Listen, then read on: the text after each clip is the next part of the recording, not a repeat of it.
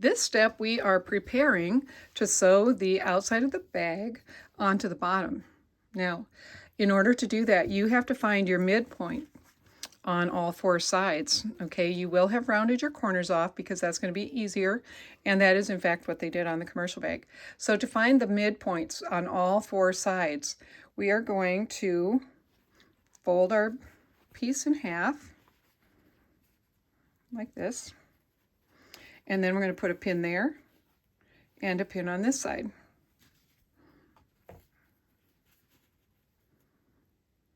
Okay, so that's how I did that, the long side.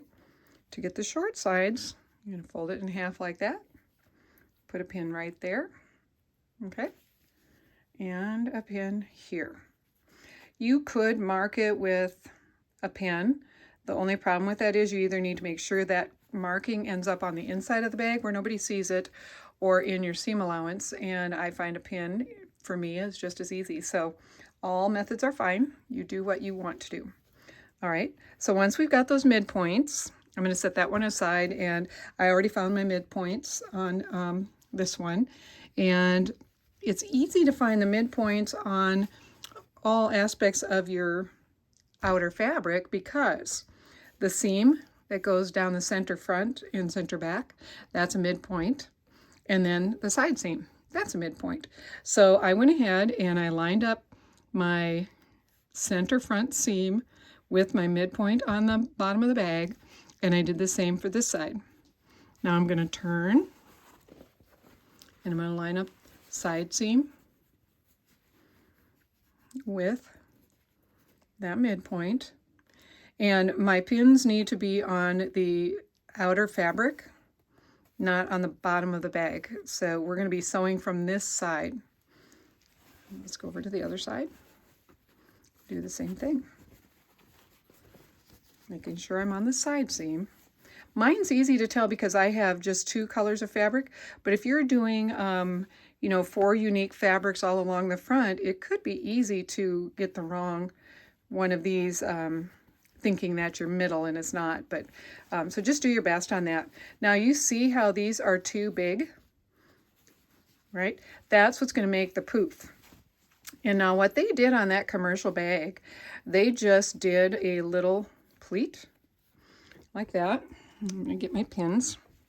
And I'll be real honest, I have a feeling they just pleated as they went because there was no rhyme or reason to where their pleats, where we found the pleats. So I think I'm going to put mine, I don't know, toward the edges where the seams are.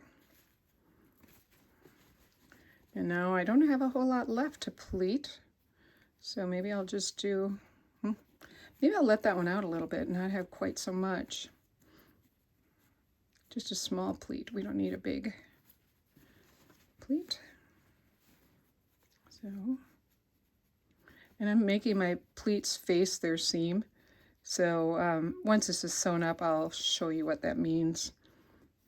When you do a fold on the outside, the fold has a directionality to it.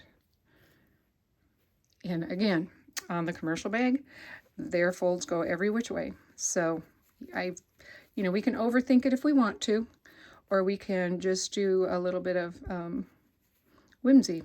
Just have fun with it. All right, so I'm going to continue to pin all the way around, doing my little pleats like this all along the way until I'm all the way around. Then I'm going to do the same with my lining. And I do want to take just a minute to say, on the lining, when you do that one seam, you're going to want to leave an opening, a nice big opening. This is how we're going to turn our bag after we have it all sewn together, because we're going to sew it in such a way that our seams don't show, and we need a turning space. So this is going to be that turning space. All right, I will have written that up in your instructions, but when I was talking in the earlier video about piecing our front together and then sewing this together, I did not mention that you need to leave this hole. So I'm showing it to you now, and I want you to remember that is in your instructions, in your written instructions. So that's a very important thing. All right, now back to what we were talking about, attaching. And I would, personally, I would want this on the side of the bag. So that means you're going to center that seam on the short end of a bottom piece. Okay. Now my bottom pieces are the same, the one that's going to go at the bottom inside of the purse and the one that's on the outside on the bottom. You don't have to do that. It was just the fabric I had. You could use, less important, less valuable fabric for the bottom inside. Like if you've got a black bed sheet or something that someone has donated to you, that would make a good choice for inside there.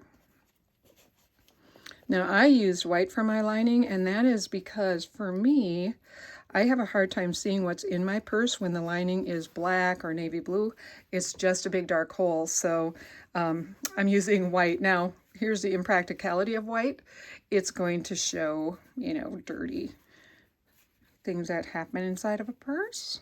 So white has some drawbacks, but for me, I voted that I wanted to see what was in there more than I cared about if it showed any kind of stains.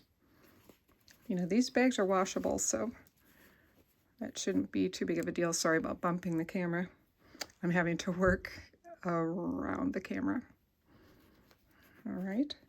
And now we are going to find that as we go around this corner, we are going to have some, little things that happen about like that. But remember, we're putting pleats in anyway. Really isn't going to matter. So go ahead, pin all the way around, and then we will sit down at the sewing machine and sew these together in the next video.